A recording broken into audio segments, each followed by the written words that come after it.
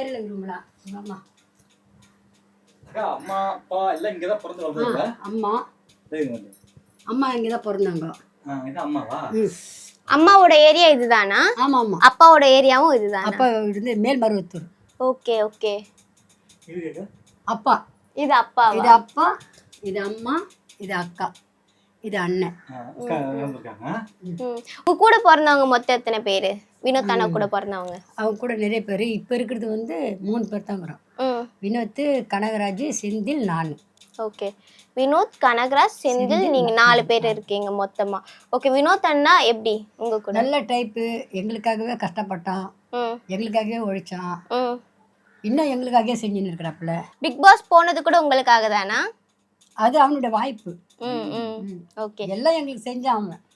பார்க்குறோம். ஷோ பார்க்குறீங்களா? பார்க்குறோம். ஓகே. நாங்கள் அதை பற்றி எங்களுக்கு என்னன்னே தெரியாது.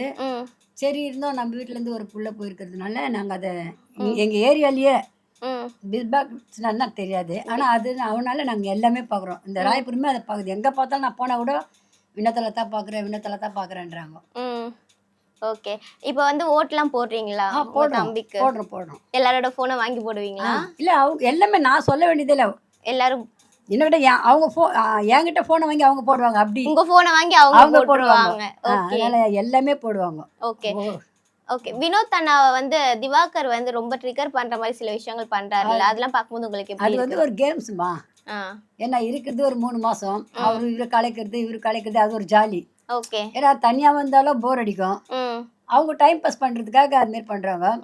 ஆனா அவர் வந்து கொஞ்சம் கோவப்படுற பொழுது, இவன் வந்து கொஞ்சம் நார்மலா விளையாடினாலும் அவர் கோவப்படுற பொழுது இருந்தாலும் அவர் என்ன எந்த நிலைமையில இருப்பாரு நம்ம சொல்ல முடியாது. ஏன்னா மனுஷன் ஒரே நிலைமையில இருப்பான்னு நம்ம சொல்ல முடியாது. அதனால அவங்க 2 நல்லா கேம் ஆடுறாங்க. பார்க்கறதுக்கு நல்லா இருக்கு. திவாகர் நம்ம குறை சொல்லக்கூடாது. ஓகே. அப்புறம் வினோத் அண்ணா கமருதீன் அண்ணாவோட ஃப்ரெண்ட்ஷிப் பாத்தீங்கன்னா, கமருதீன் என்ன பண்ணாலும் வினோத் அண்ணா வந்து சப்போர்ட்டா நிக்கிறாரு, இவர் தான்ப்பா பெஸ்ட் ஃப்ரெண்ட் அப்படின்ற மாதிரி நிறைய பேர் சொல்லிட்டு இருக்காங்க. ஸோ அதை பத்தி உங்க கருத்து என்ன? இது ஒரு ஃப்ரெண்டை வந்து நம்ம குறை சொல்லக்கூடாது. ஏன்னா அது தானா வர்றது தான் ஃப்ரெண்டுன்றது. அதனால அவனுக்கு வந்து அவன் மேல ஒரு ஃப்ரெண்டா ஒரு பாசமா இருக்கிறான். அதுக்கேற்ற போல அவனும் சும்மா இல்லையே. வினோத்துக்கு ரொம்ப சப்போர்ட் வரான். அப்போ அவன் வரும்போது ஒரு 2 வார்த்தையாவது இவன் கேட்கறது நியாயம் தானே.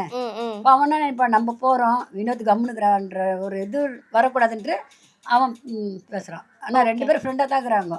ஓகே, தெரியுது. அடுத்ததா பாத்தீங்கன்னா, இப்போ வினோத் அண்ணா வந்து வின் பண்ணிட்டு வந்துட்டாருன்னா, டைட்டில் வின் பண்ணிட்டு கப்பு ஜெயிச்சுட்டு வந்துட்டாருன்னா அவருக்கு நீங்க என்ன கிஃப்ட் கொடுப்பீங்க? எங்க ஊரே வரவேற்கிறதுக்கு ரெடியா இருக்கு. மாலை எல்லாம் போட்டு மேல தாளத்தோட வரவேற்பீங்க.